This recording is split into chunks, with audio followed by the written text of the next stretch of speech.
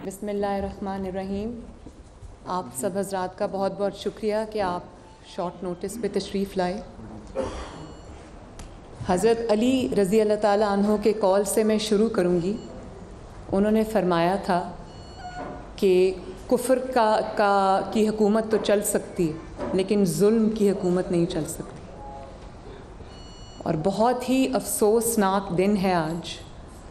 जिस तरह से पिछले 3 साल में 2 साल में इस हुकूमत ने जिस तरह से चीज़ें हुई हैं, सकूत कश्मीर हुआ है पहली बार इस तरह, पहली बार इतनी महंगाई हुई है, पहली बार अपोजिशन पे इस तरह क्रैकडाउन हुआ है, पहली बार हर गुनाह करने के बावजूद ये एहतसाब से बालातर हैं।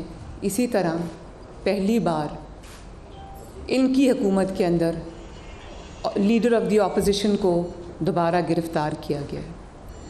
मुझे इसमें कोई ज़र्रा बराबर भी शक नहीं है कि ये मोहम्मद शहबाज शरीफ साहब को किसी किस्म के एहतसाब की खातिर या किसी इल्ज़ाम पे गिरफ़्तार किया गया है, क्योंकि उनके ऊपर तो रेफरेंस जो है वो चल रहा था।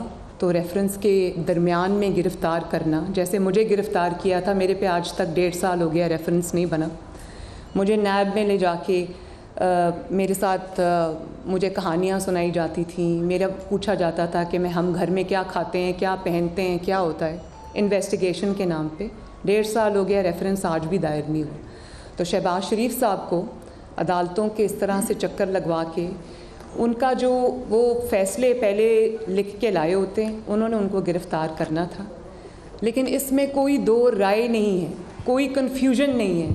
कौम भी ये जानती है, यहाँ पे बैठे मीडिया के मुअज़्ज़ज़ हज़रात भी ये जानते हैं, इस किस्म की जो फ़ैसले देने वाले लोग हैं वो भी ये जानते हैं, और मुस्लिम लीग नून भी बहुत अच्छे से जानती है कि शहबाज शरीफ को जिस चीज़ की सज़ा आज मिली, जिस तरह से उनको अदालतों के चक्कर लगवाए जा रहे थे, जिस तरह से उनकी औलाद को, उनकी फ़ैमिली को, उनकी बेटियों को, उनकी वाइफ को जिस तरह से जुल्म का निशाना बनाया गया, उसकी वजह सिर्फ़ एक है, एक वजह उसकी, और उसकी वजह ये है कि शहबाज शरीफ ने सरतोड़ कोशिशों के बावजूद अपने भाई का साथ नहीं छोड़ा।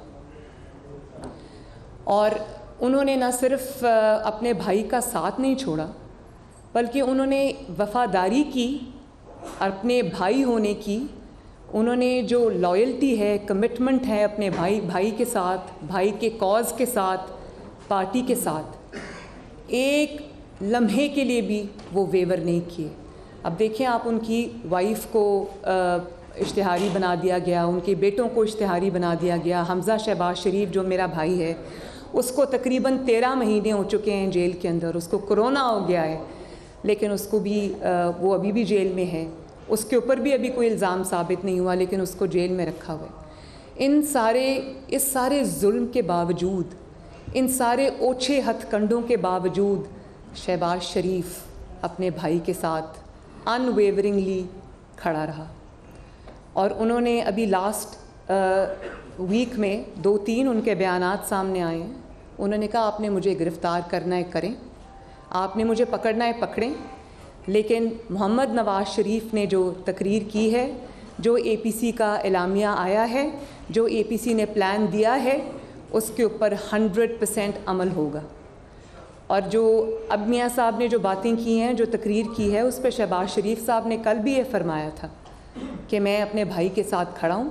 उन्होंने अपनी तकरीर में कोई गलत बात नहीं की। उन्होंने अपनी तकरीर में जो कहा वो आइन की और कानून की रूह के मुताबिक है। तो इस चीज़ को तो पहले समझ लेना चाहिए कि शहबाज शरीफ को किसी एलिगेशन पे गिरफ़्तार नहीं किया गया। अब दूसरी बात यह है कि अगर इस मुल्क में, पाकिस्तान में, प्लीज़, अगर कोई कानून है, कोई इंसाफ है, या कोई सेम्बलेंस ऑफ कानून या इंसाफ है, तो फिर गिरफ़्तारी शहबाज शरीफ की नहीं होनी चाहिए थी, फिर गिरफ़्तारी जनरल आसिम सलीम बाजवा की होनी चाहिए थी। क्योंकि शहबाज शरीफ के नाम ये 99 कंपनीज़ नहीं निकली, शहबाज शरीफ के नाम वो सैकड़ों फ्रेंचाइज़ नहीं निकले। शहबाज शरीफ का ताल्लुक़ एक कारोबारी घराने से था जो कि 1930 से कारोबार कर रहा है। शहबाज शरीफ के वालिद साहब एक जाने माने बिजनेसमैन थे और बहुत फैला हुआ उनका कारोबार था, और वो तब से था जब वो सियासत में भी नहीं आए थे। आसिम सलीम बाजवा साहब एक तनख्वाहदार मुलाजिम थे और तनख्वाह पे गुजारा करने वाले मुलाजिम थे। उनका लखपति नहीं, करोड़पति नहीं, उनका अरबपति हो जाना वो है काबिले इत्तसाब इल्ज़ाम। अब वो 99 कंपनीज़ जो निकली हैं और जो फ्रेंचाइज़ निकली हैं, तो नैब तो फरमाया करता था कि हम फेस नहीं केस देखते हैं, तो वो केस जो है वो नैब को नज़र नहीं आ रहा। नैब की तो आज मैं बात करना ही नहीं चाहती।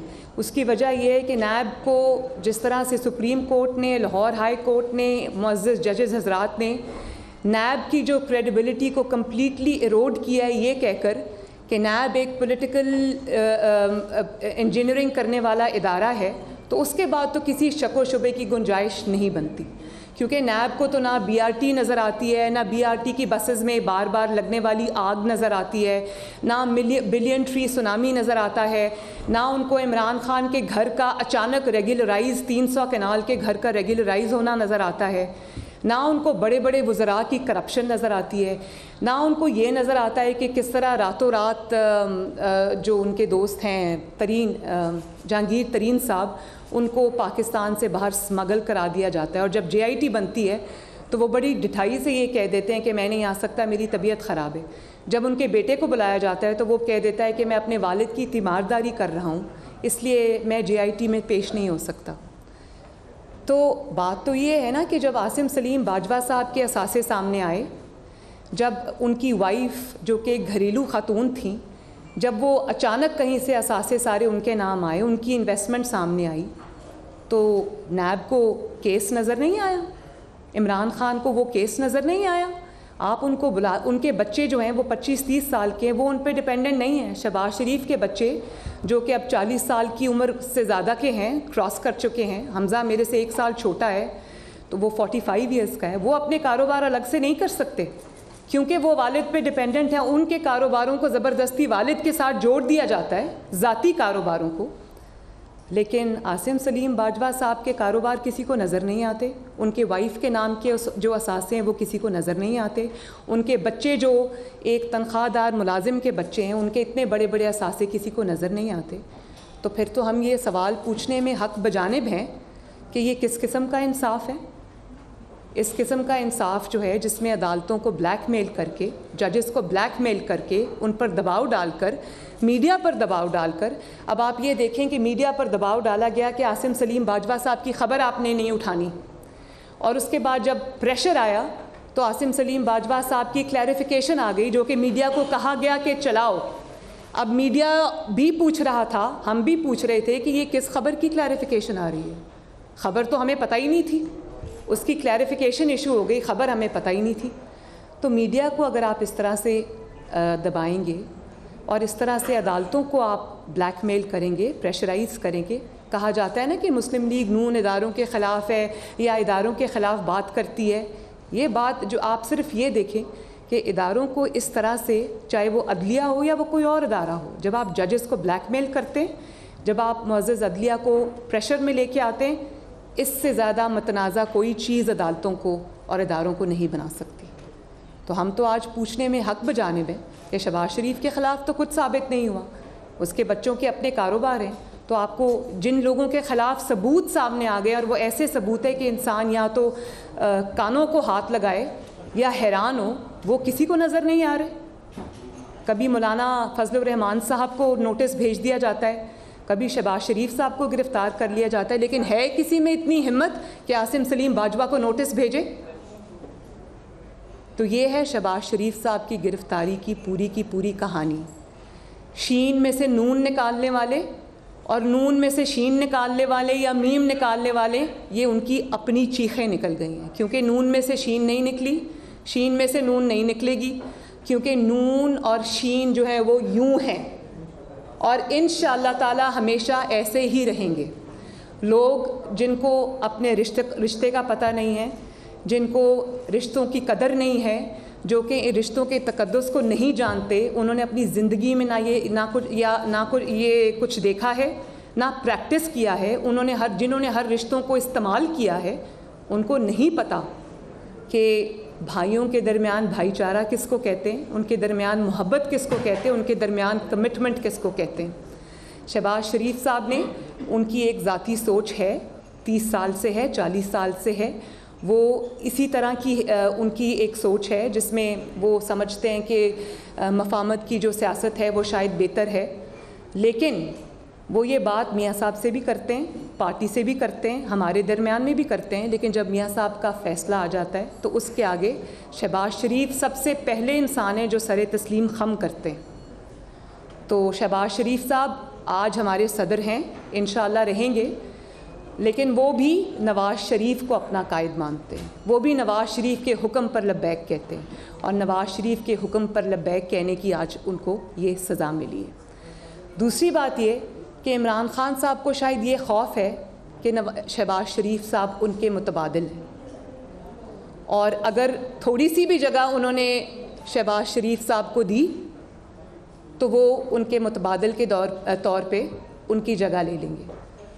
तो ये खौफ तो अपनी जगह, जिसकी जो कमज़ोर विकेट पे खेल रहा हो, जो मुसल्लत शुदा हो, जिसको लाया गया हो, जिसको आवाम के 22 करोड़ आवाम के सरों पे मुसल्लत किया गया हो, जिसकी इतनी हैसियत ना हो कि गिलगित बल्तिस्तान की मीटिंग GHQ में चल रही है और वो साथ वाले कमरे में छुप के बैठा है, जिसके अंदर इतनी हिम्मत नहीं है, जो इतना बुज़दिल है कि हमज़ा शहबाज शरीफ को 13 महीने से इसलिए जेल में रखा हुआ है क्योंकि leader of the opposition Punjab है, और वो पंजाब के अंदर अपने MPs को कंट्रोल कर सकता है, उनके अंदर कोई तहरीक चला सकता है। इस खौफ से उसको रखा हुआ है और शहबाज शरीफ को इस खौफ से जेल में डाल दिया।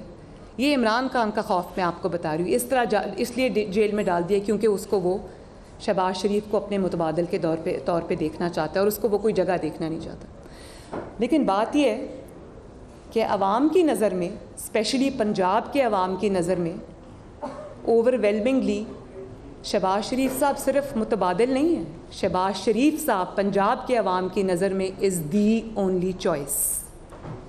तो इमरान ख़ान के जब तक ये उसके पास बेसाखियाँ हैं, वो अपनी जो अल्लाह ताला की तरफ से उसकी रस्सी दराज है, जो उसको मोहलत मिली हुई है, उसको वो अपनी चालाकी ना समझे। और इदारे भी जो इमरान ख़ान के साथ खड़े हैं, तो मेरा ये ख़्याल है कि इस चीज़ के ऊपर तवज्जो दी जानी चाहिए कि एक ऐसे शख्स को आपने कौम के सर पे मुसल्लत कर दिया है, जिसको ना सिर्फ तजर्बाकार है, बल्कि उसको हुकूमत चलाने का या कोई भी ऐसा करने का कोई उसके पास ना एक्सपीरियंस है, ना अकल है, ना फ़हम है, ना फरासत है। वो एक नादान दोस्त है जिसने मुल्क को आज इस दुराहे पे लाके खड़ा कर दिया है। तो मेरा नहीं ख्याल कि इमरान ख़ान से ज़्यादा इदारों को किसी ने बदनाम किया है, किसी ने उनको सियासत के लिए, अपने पेटी सियासी गेन के लिए इस्तेमाल किया है। तो ये अब सबको ये सोचना पड़ेगा कि मुस्लिम लीग नून जो है वो सिर्फ शहबाज शरीफ नहीं है। मुस्लिम लीग नून जो है वो 22 करोड़ आवाम की, करोड़ों आवाम की जो पंजाब से बाहर की तर्जुमानी करती है। तो मुस्लिम लीग नून के वर्कर्स इस सब डेवलपमेंट्स पे नज़र रखे हुए हैं, आवाम इस पे नज़र रखे हुए हैं। अगर इमरान ख़ान को इसी तरह सपोर्ट किया जाता रहा, मुल्क को इसी तरह अंधेरों में झोंका जाता रहा, तो ये फिर मुस्लिम लीग नून के हाथ से भी बात बाहर चली जाएगी। और जहाँ तक आखिरी बात अब मैं ये कर दूँ कि जहाँ तक APC का ताल्लुक़ है, APC के जो एजेंडा है उसका ताल्लुक़ है, उसकी इम्प्लीमेंटेशन का ताल्लुक़ है, तो आप चाहे शहबाज शरीफ को गिरफ़्तार करें, आप चाहे मरियम नवाज़ को गिरफ़्तार करें, चाहे आप ये मेरे साथ बैठे हुए मुस्लिम लीग नून के शेरों को गिरफ़्तार करें, ये तहरीक इंशाअल्लाह ताला रुकने वाली नहीं है। ये तहरीक चलेगी, ये तहरीक इंशाअल्लाह ताला पूरे जज्बे के साथ चलेगी। और उसका मैं ये सुन रही हूँ कि आप आज इस्तीफ़े दे दें तो हम कल नए इलेक्शन करा लेंगे। ये सब मुझे समझ आ रही है कि ये आपका खौफ है जो बोल रहा है। आप ये इलेक्शन ना करा सकते हैं, ना इंशाअल्लाह ताला आपको इतनी मोहलत मिलेगी। इतनी सीट्स पे इलेक्शन कराना कोई आसान काम नहीं है, और अगर आप इलेक्शन कराएंगे तो मुस्लिम लीग नून मैदान में खड़ी होगी, मैदान में लड़ेगी।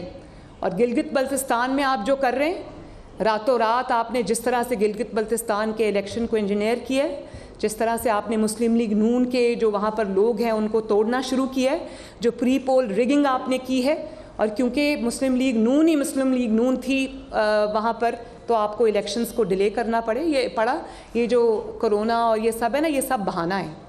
तो मैं कौम को इस प्रेस कॉन्फ्रेंस के तवस्सुत से ये रिक्वेस्ट करती हूँ कि क्योंकि गिलगित बल्तिस्तान थोड़ा मेन स्ट्रीम उससे बाहर है, तो उसके ऊपर नज़र रखें। मुस्लिम लीग नून इंशाअल्लाह ताला हारे या जीते गिलगित बल्तिस्तान के इलेक्शन में, लेकिन इतनी आसानी से आपके लिए मैदान खुला नहीं छोड़ेगी।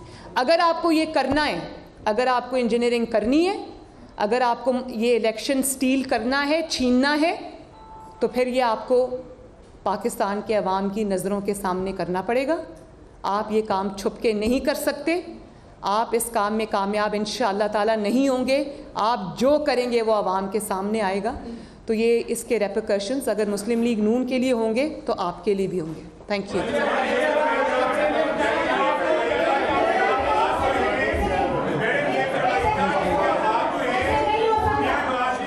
एक सेकंड देखिए, मैं वन बाय वन। जी उस्मान बात जी, आप ये बताएं कि आपने पहले भी तहरीक शुरू की, आपको गिरफ्तार कर लिया गया। नून लीग में अंदर से आवाजें आती थी कि ये दो पार्टी है, एक शीन लीग एक नून लीग है। क्या आज अफसोस का मुकाम नहीं है? ये आपकी पार्टी के लोग भी कहते थे। और दूसरा ये बताएं कि आप कब से अपनी तहरीक शुरू कर रहे हैं और असेंबली से इस्तीफे आप दे रहे हैं? बाकी पीपल्स पार्टी का अपना मौका हुआ, आपको क्या मौका? आपने तो 2-3 सवाल एक ही सवाल में कर दिए। अच्छा, लेकिन मैं एक बात आपको बताऊं, मुस्लिम लीग नून में बहुत तरह के ख़यालात के लोग हैं, इसमें कोई शक नहीं, और मैं झूठ नहीं बोलूँगी, बिल्कुल हैं।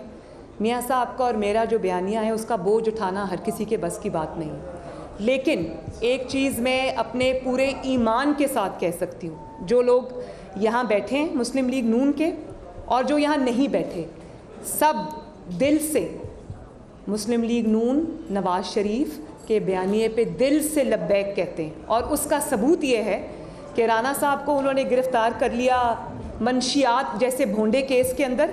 ये मेरे भाई एहसन इकबाल साहब बैठे हैं, इनको एक लग़्व जो मतलब क्या कहना चाहिए कि वो इतना एक अजीब सा इल्ज़ाम था उसके ऊपर, ये जेल काट के आए हैं। लेकिन क्या मुस्लिम लीग नून को ये तोड़ सके? मुस्लिम लीग नून को अल्हम्दुलिल्लाह ये नहीं तोड़ सके। और ये अगर मुस्लिम लीग नून को अंडर ट्रिमेंडस प्रेशर, जुल्म और हथकंडों के बावजूद वन साइडेड अकाउंटेबिलिटी, जिसको अकाउंटेबिलिटी कहना अकाउंटेबिलिटी की तौहीन है, बच्चों, बीवियों, बेटियों, बहनों को घसीट कर, राना साहब की वाइफ किस तरह रुलती रही हैं सड़कों के ऊपर, शहबाज साहब की बेटी किस तरह से अदालत में जाती रही है, सरीना ईसा किस तरह रुलती रही है अदालतों के अंदर लाठी टेकते टेकते। तो बात ये नहीं है, बात ये है कि अगर इतने प्रेशर के बावजूद जो मुस्लिम लीग नून पर आया, मुस्लिम लीग नून में किसी ने आगे बढ़कर उसका दिफा किया, किसी ने चुप रहकर किया, किसी ने कभी किया कभी नहीं किया, लेकिन वो सब मुस्लिम लीग नून के साथ आज भी मुत्तहिद हैं और नवाज शरीफ को अपना लीडर नहीं बल्कि अपना इमाम मानते हैं। अच्छा मैडम, ये फरमाइएगा कि आसिम सलीम बाजवा साहब के हवाले से प्रेस कॉन्फ्रेंस अक्सर होती है, क्या उनके खिलाफ आप अदालत में भी जाएंगे? और दूसरा, क्या मियां साहब से आपका राब्ता हुआ है, मियां नवाज शरीफ साहब से? अब एपीसी में मुस्लिम लीग नून को लीड कौन करेगा? मेरा राब्ता मियां साहब से दिन में 10 बार होता है और इंशाअल्लाह ताला इसको लीड मियां साहब खुद करेंगे। और ये भी मैं आपको बता दूं कि जब मियां साहब के ख़िलाफ़ ये out of the way appeal लगी इस्लामाबाद हाई कोर्ट में, तो मैं तभी समझ गई थी कि ये इसलिए लगी है कि ये प्रीएम्प्ट कर रहे हैं कि आगे जो अब तहरीक चलने वाली है ये उससे खौफ खा रहे हैं और ये चाहते हैं कि ये मुस्लिम लीग नून को की जो एक मॉरल हाई ग्राउंड वाली पॉलिटिक्स है जो हमेशा मियां साहब ने की है, तो उसको सामने रखते हुए ये मियां साहब को वापस लेके आएँ, उनको जेल में बंद करें, उनकी आवाज़ बंद करें। तो ये मैं मंसूबा पहले दिन समझ गई थी। तो ये जो एब्सकॉन्डर डिक्लेयर करने वाला सारी एक्सरसाइज हुई है ना, ये इसी चीज़ का एक हिस्सा है। तो मुस्लिम लीग नून को अल्हम्दुलिल्लाह अल्लाह ताला सलामत रखे, उनको नवाज़ शरीफ साहब लीड करेंगे वो जिसको चाहेंगे जिम्मेदारियां देंगे, पार्टी उनकी आवाज़ पे लब्बैक कहती है, उनके जो इंस्ट्रक्शंस होती हैं, डायरेक्शंस होती हैं, उनको हुक्म मान के चलती है और वो फेयर होती हैं, वो किसी एक के हक़ में नहीं होती। वो मैं उनकी बेटी हूँ, मेरे हक़ में भी नहीं होती। आज उन्होंने ये इंस्ट्रक्शन दी थी मुझे, और जो कि मैंने ख़ुद भी करना था कि एहसन साहब क्योंकि सीनियर है तो पहले उनको बोलने की बारी दी जाए। तो वो बहुत फेयर आदमी है। और आप ये ना समझे कि शहबाज शरीफ के साथ को जेल में बंद करने से शायद ये तहरीक को कोई नुकसान पहुंचेगा, बल्कि इस तहरीक को और उसमें जज्बा आएगा, उसमें आग भड़केगी। अब जितने भी लोग यहाँ बैठे और नहीं बैठे, और मुस्लिम लीग नून के जितने भी ये कारकुन यहाँ खड़े और नहीं खड़े और प्रेस कॉन्फ्रेंस को आज देख रहे हैं, वो सब नवाज शरीफ भी हैं, वो शहबाज शरीफ भी हैं, और वो सब आगे बढ़कर हरावल दस्ता बनेंगे। आसिम सलीम बाजवा साहब का जो है, देखिए हमारे वक्त में तो एक इश्तिहारी इमरान ख़ान सुप्रीम कोर्ट जाके पनामा केस में एप्लीकेशंस दे रहा था और हाजिर हो रहा था। उस वक्त उसको अदालत ने नहीं, ये भी हम देख रहे थे, उस वक्त सो मोटो भी आ रहे थे। उस वक्त फ़ोन करके ये भी कहा जा रहा था इमरान ख़ान को कि भाई इधर उधर ना फिरो, लॉकडाउन ना करो, हमारे पास दरख्वास्त लाओ। तो सबसे पहले तो अदलिया को इसका ख़ुद नोटिस लेना चाहिए, बिल्कुल लेना चाहिए। कल इस्लामाबाद हाई कोर्ट ने बहुत कमाल की बात की है और बहुत, मैं कहती हूँ, बहादुरी दिखाई है जब जस्टिस अतर मनल्ला ने ये बात की कि SECP से जो डेटा गायब हुआ है, SECP से डेटा गायब कैसे हुआ है? वो तो पब्लिक प्रॉपर्टी है भाई, वो तो है ही पब्लिक के लिए, और ऊपर से आप उल्टा उसके ऊपर स्टे लेने के लिए आ गए। तो ये बहुत बड़ी बात है, अदालतें सब देख रही हैं। और मैं ये समझती हूँ कि अदालतों में जितने भी जजेस हैं वो सब इंसाफ अगर करना चाहते हैं, सब नहीं तो मेजॉरिटी ऐसी है जो इंसाफ, कानून और आइन पे चलना चाहती हैं, उनके लिए बहुत बड़ी प्रॉब्लम है। Damned if you do, damned if you don't. अगर वो इनका रास्ता दबाव में आके अगर वो इंसाफ और कानून के ख़िलाफ़ रास्ता अपनाते हैं तो उनके करियर्स मुतासर होते हैं, उनके ऊपर धब्बे लगते हैं, और वो करियर्स उनकी सिर्फ कुर्सी रहने तक या उनकी मुद्दत मुलाजमत रहने तक नहीं। अब आप देखें कि जो पिछले हजरात थे, मैं किसी का नाम नहीं लेना चाहूँगी, वो जा चुके हैं, आज अवाम उनको किस नाम से याद करती है? कोई डैम के नाम से याद करता है, कोई किसी और नाम से याद करता है। तो मैं नाम नहीं लेना चाहती, आज वो लोगों को फेस करने के काबिल नहीं है। तो अगर आप जजेस को ज़बरदस्ती डरा के, धमका के, दराजों में से उनकी चीज़ें निकाल के उनको ब्लैकमेल करेंगे तो उनके करियर्स के ऊपर धब्बा लगता है। और अगर वो मुस्लिम लीग नून की नायब सदर मरियम नवाज़ प्रेस कॉन्फ्रेंस कर रही हैं और हुकूमत को तनकीद का निशाना बना रही हैं, इमरान खान को तनकीद का निशाना बना रही हैं। उन्होंने कहा कि पहली बार इतने गुनाह करने के बावजूद ये हुकूमत एहतसाब से बालतर दिखाई देती है। उन्होंने ये भी कहा कि उन्हें इस बात पर कोई शक नहीं कि शहबाज शरीफ को किसी एहतसाब के लिए गिरफ्तार नहीं किया गया। होता है वो सामने आके बात नहीं कर सकते, पॉलिटिशियंस की तरह लड़ाई नहीं कर सकते, अपना मुकदमा नहीं लड़ सकते, लेकिन उसकी जिम्मेदारी भी हम पर आती है। हम उनके लिए भी लड़ेंगे, हम आप सबके लिए भी लड़ेंगे। जब आपकी आवाज़ बंद की जाती है, आप लोगों में से बहुत सारे ऐसे जो बहुत देर से हमारे ख़िलाफ़ भी रहे हैं, आप लोगों में से कुछ बहुत सारे ऐसे हैं जिनको धमकियां मिल रही, जो पनामा केस का प्रचार करने वाले थे। मैंने उनके लिए भी आवाज़ उठाई और मैं उठाऊंगी उनके लिए आवाज़, क्योंकि मैं ये समझती हूँ कि मीडिया को भी ज़रूरत है सपोर्ट की। मीडिया अगर कभी गलत कर भी जाए, अगर वो ख़िलाफ़ कोई बात कर भी जाए, लेकिन फिर भी मीडिया की आंख बहुत ज़रूरी है। एक डायरेक्शन देना पाकिस्तान को, उसके लिए मीडिया बहुत स्ट्रॉन्ग पिलर है, इसलिए मैं उसके लिए भी आवाज़ उठाती हूँ। और अगर आसिम सलीम बाजवा साहब का केस जो है वो अदालत ख़ुद नहीं उठाती, सो मोटो इस पर नहीं लेती, तो फिर ये मेरे बड़े बैठे हुए हैं, हम इसको PDM में लेके जाएंगे, हम इसको रेबर कमेटी में लेके जाएंगे, APC में लेके जाएंगे और इस पर कोई जॉइंट फैसला करेंगे इंशाल्लाह। लेकिन ये बात अब जाएगी नहीं, अब जवाब देना पड़ेगा कि शहबाज शरीफ के साथ अगर कुछ साबित नहीं हुआ, उसको आप पकड़ लेते हो। राना सनाउल्लाह की गाड़ी के अंदर से कुछ भी नहीं निकला और उसके ऊपर आप हेरोइन रखने का मुकदमा बना देते हो। तो 99 कंपनीज़ जिसकी निकल आई हैं, जिसकी सैकड़ों फ्रेंचाइज निकल आई है, जिसके बीवी बच्चों पर इल्ज़ामात साबित शुदा हैं, वो खुलेआम क्यों फिर रहा है? उसको कोई अदालत पूछने की ज़रूरत क्यों नहीं रखती? ये सवाल तो उठेगा। जी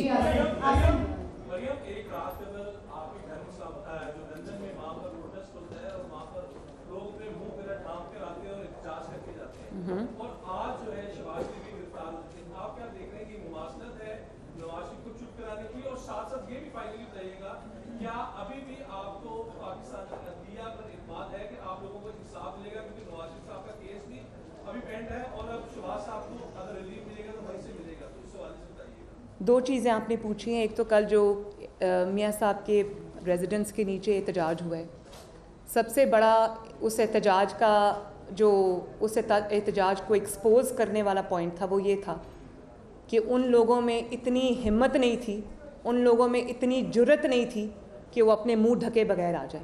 उन्होंने, मैं आपको बताती हूँ, उन्होंने हुडीज़ पहनी हुई थी जो हुडीज़ ने उनके माथों तक कवर किया हुआ था, उसके बाद उन्होंने अपने चेहरे ऐसे ढके हुए थे। अगर इतना ही आप इस कॉज में बिलीव करते हैं तो चेहरे ढक के क्यों आए थे बुज़दिलों की तरह? और फिर उसके बाद मैंने पढ़ा कि PTI ने उसको कम्प्लीटली डिसोन कर दिया।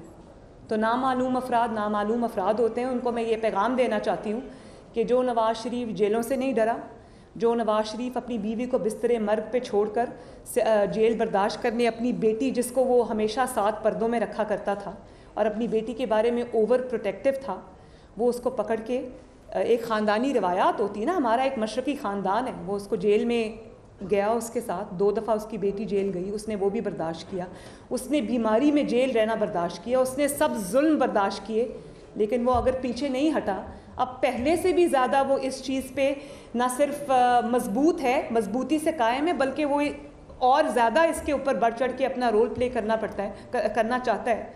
तो ऐसे इंसान को डराना दुनिया की सबसे, और ये सोचना कि वो डर जाएगा ऐसे हथकंडों से, ये दुनिया की सबसे बड़ी बेवकूफ़ी है भाई। Thank you. दूसरा सवाल क्या था? आप अभी भी पाकिस्तान की अदलिया से सोच रहे हैं कि आपको रिलीफ मिलेगा, क्योंकि शहबाज साहब को भी अगर रिलीफ मिल रहा है तो अदलिया से मिलेगा, आप वो फौरन इस्तेमाल करेंगी, और नवाज शरीफ साहब की, क्योंकि उन जज साहब को तो देखिए, मुझे मैं आपका सवाल समझ गई। मुझे अदलिया से अभी भी पूरी उम्मीद है, और उसकी वजह ये है कि अदलिया ने अगर प्रेशर में आके पहले कुछ फ़ैसले ऐसे किए भी हैं तो मैं ये समझती हूँ कि जिस तरह मीडिया के ऊपर प्रेशर है, जिस तरह सियासतदानों के ऊपर प्रेशर है, इस तरह अदलिया पे भी प्रेशर है। लेकिन अब जबकि प्रेशर डालने वाले कमज़ोर होते नज़र आ रहे हैं, और हो रहे हैं, हमेशा सदा ताकत सिर्फ अल्लाह ताला की है, तो मुझे उम्मीद है, और मुझे ये बहुत कवी उम्मीद है, और मुझे ये होप भी है कि इंशाअल्लाह ताला ये जो आइन और कानून पे चलने वाले जजेस हैं वो ज़रूर इंसाफ देंगे, और वो ज़रूर इंशाअल्लाह ताला इंसाफ पे मबनी फ़ैसले देंगे।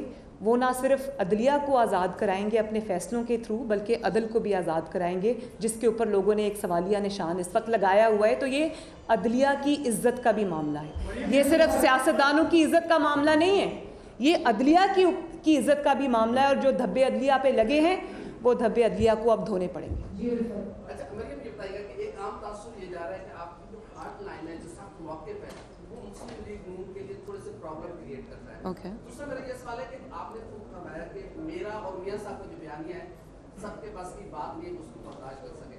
वो बर्दाश्त करने वाले नून लीग में अक्सरियत में है या अक़लियत में?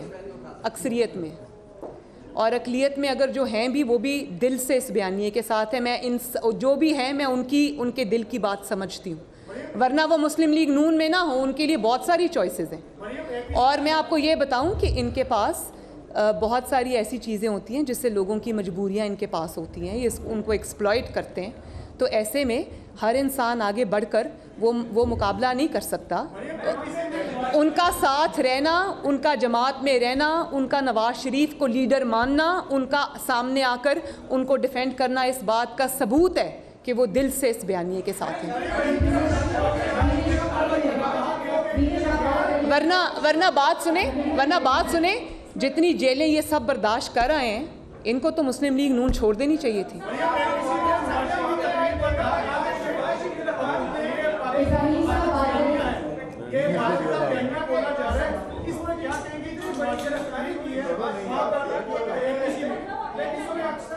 मुझे बिल्कुल आवाज़ नहीं आ रही। ऐसा करते पहले वो पूछ लें फिर आप पूछ लें।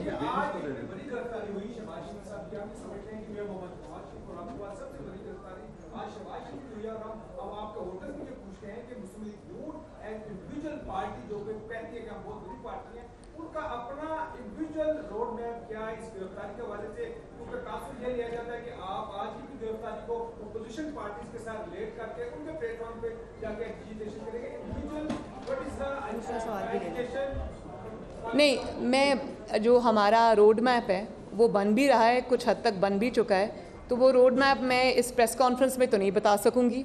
वो हम सब मिलके बैठ के उसके ऊपर पार्टी मेहनत कर रही है। और जो आपने बात की थी ना, जो लोग मुस्लिम लीग नून को टूटता हुआ देखना चाहते हैं, आप देखें कि कोई भी हम असूल की जब बात करते हैं तो ये जो इनके ज़ाती मुलाजिम हैं जिनको एडवाइज़र्स कहते हैं या उनके जो तर्जुमान हैं, वो हमेशा ये बात लेके आ जाते हैं मीम शीन नून। ये बातें मैं 40 साल से सुन रही हूँ। ये बातें मुशर्रफ दौर में भी हुआ करती थी, गुलाम इसहाक मरहूम के दौर में भी हुआ करती थी। जिसने मुस्लिम लीग नून को तोड़ने का ख्वाब देखा है वो ख़ुद हिस्ट्री हो गया है। वो इस ख्वाब को लेके दिल में लेके कब्र में चला गया है, और अगर कोई कब्र में नहीं गया तो वो यही हसरत लेके हमेशा तड़पता रहेगा। ये हसरत उनकी पूरी नहीं होगी कभी इंशाअल्लाह। बीनेश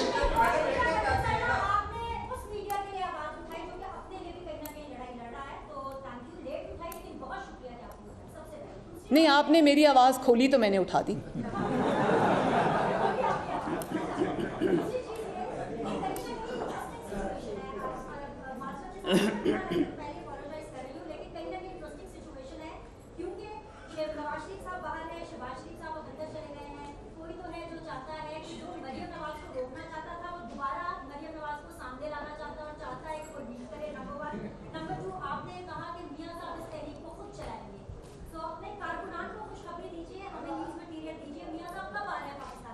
मियाँ साहब इंशाअल्लाह ताला बहुत जल्दी पाकिस्तान वापस आएंगे, और मियाँ साहब के लिए अपने वतन से दूर रहना बहुत मुश्किल है इस उम्र में। 72 इयर्स की उम्र में जिस इंसान ने अपना खून पसीना हर चीज़ पाकिस्तान को दी हो, जिसकी बीवी की वालिद की कब्र पाकिस्तान के अंदर हो और वो उस कब्र पे रोज़ जाता हो, उसके लिए बहुत मुश्किल है अपने मुल्क से दूर रहना। और वो जेन्युइनली जब तक उनके जो हार्ट के स्पेशलिस्ट हैं, जब तक उनका जो हार्ट का सर्जन है, क्योंकि उनकी एक सर्जरी होना बाकी है हार्ट की। मैंने पहले भी बताया था कि एक उनकी मेजर आर्टरी 95% ब्लॉक्ड है। तो ना मुस्लिम लीग नून, ना मैं बतौर बेटी, ना उनके वो 3 बच्चे जो उनके साथ उधर लंदन में हैं, ना ये जो हमारे सब सीनियर साथी बैठे हुए हैं, और ना पाकिस्तान के अवाम जिनके अंदर मुस्लिम लीग नून की बहुत बड़ी तादाद है, कोई नहीं चाहता कि वो इलाज के बगैर वापस आएँ। और हाँ, इलाज वो अपना कराएंगे इंशाल्लाह, जैसे ही कोविड खुलेगा उनकी सर्जरी का होगा। लेकिन वो बीमार तो हैं, लेकिन उनका जज्बा बीमार नहीं है। वो बड़े आराम से इंशाल्लाह पूरी कुव्वत के साथ PMLN को लीड करेंगे। ये खुशखबरी मैं पाकिस्तानियों को भी दूंगी, ये खुशखबरी मैं मीडिया के ज़रिए अपने कारकुनान को भी दूंगी। तो अब वो लोग जो समझते थे कि नवाज शरीफ को सियासत से बाहर कर दिया, वो हाथ मलते रह जाए।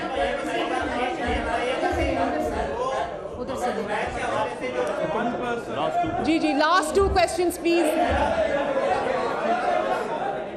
आई कांट हियर यू।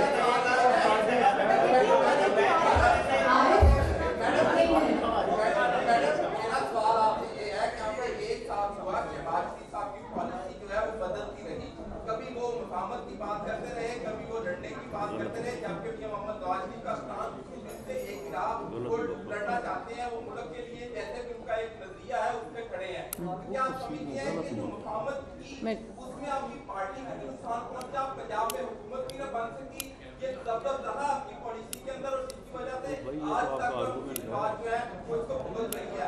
क्या पंजाब में हुकूमत, एक मिनट, पंजाब में मेजॉरिटी के बावजूद हमारी हुकूमत क्यों नहीं बन सकी?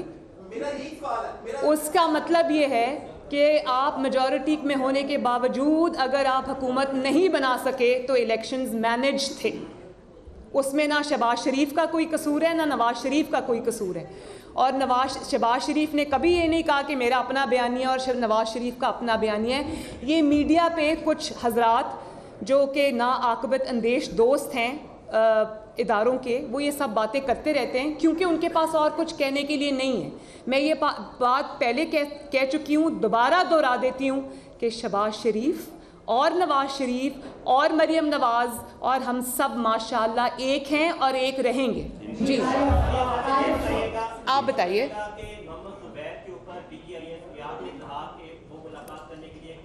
और मरीम साहबा के कहने के ऊपर गया, उन्होंने आपके लिए रिलीफ मांगा। तो बाहर आप कहती हैं कि आप बयानी आपका और है, यूज स्टैंडर्ड है आपका, और दूसरा ये होता है कि तलाल चौधरी के ऊपर आपका क्या। एक सेकंड पहले पहली वाली बात कर लें। DGISPR ने क्या कहा? DGISPR ने कहा कि नवाज शरीफ और मरीम नवाज के कहने पर यहाँ पर ये नहीं कहा उन्होंने, ये नहीं कहा उन्होंने, ये नहीं कहा उन्होंने। एक सेकेंड, उन्होंने ये बात कही, मैंने खुद सुनी। सबसे पहले तो एक बात कि DGISPR को एक ज़ाती मुलाकात जो कि ज़ाती दोस्त की हैसियत से एक दोस्त से की गई थी, उसके ऊपर कमेंट नहीं करना चाहिए था। DGISPR बहुत सीरियस चीज़ों के लिए हैं और उनको सिर्फ नेशनल इंटरेस्ट की और सीरियस चीज़ों पे कमेंट करना चाहिए था। मेरा ख़्याल है कि ये उनके करने की बात नहीं थी। बहरहाल उन्होंने जो बात कही वो ये कही कि ज़ुबैर साहब की मुलाकात हुई थी और ज़ुबैर साहब की मुलाकात के अंदर मरियम और नवाज़ शरीफ की बात हुई थी। तो ज़ाहिर है जब 4 घंटे आप मुलाकात करेंगे, खाना भी खाएंगे, उनको खाना खिलाएंगे भी, और वो मुस्लिम लीग नून से उनका ताल्लुक़ है, तो ये क्या वो मरियम नवाज़ और नवाज़ शरीफ पे बात नहीं करेंगे? ज़ाहिर है बात ही ऑलमोस्ट उन्हीं के बारे में होगी। तो अव्वल तो मैं नहीं समझती कि DGISPR एक डिसेंट इंसान है। मैं इज़्ज़त करती हूँ उनकी, उन्होंने अपने आप को बहुत डिसेंटली कंडक्ट किया है। उनको इस मामले में पार्टी नहीं बनना चाहिए था, उनको एक ज़ाती मुलाकात को सियासी रंग नहीं देना चाहिए था। और क्योंकि अगर वो ये कहते और जवाब में हम वो बातें कर देते जो मेरे इल्म में आई हैं, जो वहाँ हुई हैं, तो फिर तो बुरी बात थी ना, फिर तो बुरी बात थी, फिर तो बात कहीं से कहीं पहुँच जाती।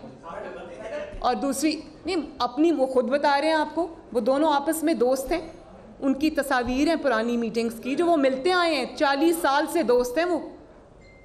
तो आप मेरे पे उसको कैसे ले आए, जबकि DGISPR ने खुद ये बात नहीं की। तो आप मेरे साथ उसको काइंडली लिंक ना करें। लेकिन ये DGISPR के करने की बात नहीं थी, उनको ही should keep himself to the bigger issues. देखिए मेरी बात सुनिए, आपने तलाल चौधरी साहब की बात की। तलाल चौधरी साहब का मामला एक बिल्कुल खालिसतन ज़ाती नौयत का मामला है। ना मैंने उनसे पूछा कि क्या हुआ, ना उन्होंने मुझे बताया कि क्या हुआ। जब एक फ़रीक अपनी ज़ाती लाइफ को पब्लिक नहीं करना चाहता, तो हम सब जितने यहाँ बैठे हैं, मुझे अभी भी पता नहीं है कि क्या बात हुई थी। जो हम यहाँ बैठे हैं और जो मीडिया है, मेरी रिक्वेस्ट होगी कि ज़ाती ज़िंदगियों को ना उछाला जाए तो बेहतर है, सियासी चीज़ों को सियासत तक ही महदूद किया जाए।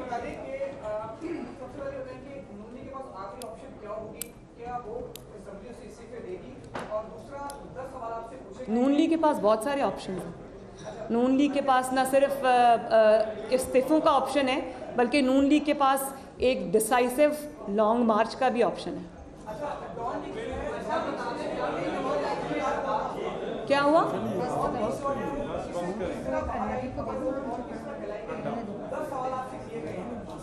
कौन से 10 सवाल? मैं उन 10 सवालों को मजाक समझती हूँ।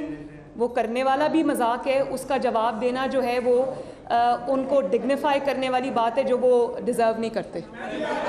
इसलिए मैं इस किस्म की लग़्व और बेहुदा बातों का जवाब नहीं देना चाहती।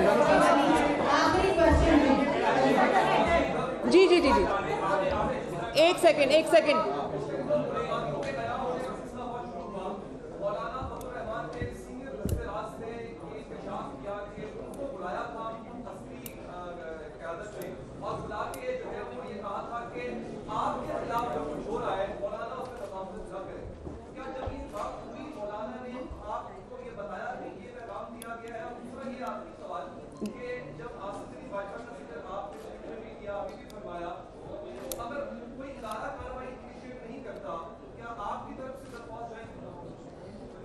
Thank you. आपका प्रोग्राम मैंने देखा था जिसके अंदर ये इंकशाफ हुआ था, ये बहुत सीरियस इंकशाफ है। लेकिन मुझे या मौलाना साहब को या पूरी PMLN को या आवाम को इस इंकशाफ की वो उसकी वैलिडिटी की और उसकी वैलिडेशन की ज़रूरत नहीं है। उसकी वजह यह है कि हम सब जानते हैं कि मियाँ साहब के साथ क्या हुआ है। हम सब जानते हैं कि मियाँ साहब के पैनामा करके उसमें से एकामा निकल आया। उसके बाद उनको अरशद मलिक जैसे जजेस को ब्लैकमेल करके सज़ा दी गई। तो इसमें कोई दो राय ही नहीं है, कोई इंकशाफ करे या ना करे, कि नवाज़ शरीफ के साथ जुल्म हुआ, नवाज़ शरीफ के साथ ज़्यादती हुई और नवाज़ शरीफ की आड़ में इस मुल्क के साथ जुल्म हुआ, अदलिया के साथ जुल्म हुआ और हर जमहूरियत पसंद इंसान के साथ जुल्म हुआ। इसमें तो कोई दो राय नहीं है। हाउएवर मैं ये समझती हूँ कि ये बहुत एक स्टार्टलिंग रेवोल्यूशन है, ये बहुत एक शॉकिंग रेवोल्यूशन है जिसकी ना सिर्फ तहकीकात होनी चाहिए बल्कि मैं अपनी पार्टी से ये रिक्वेस्ट करूँगी कि इसको आखिरी हद तक लेके जाना चाहिए, इसकी इन्वेस्टिगेशन होनी चाहिए, इसकी जो तफसीलात है वो आवाम के सामने आनी चाहिए। बहुत बहुत शुक्रिया। मरीम नवाज़ मीडिया से गुफ्तगू कर रही थी। उन्होंने कहा कि नून लीग के पास न सिर्फ इस्तीफ़ों का ऑप्शन है बल्कि एक डिसाइसिव लॉन्ग मार्च का भी ऑप्शन है।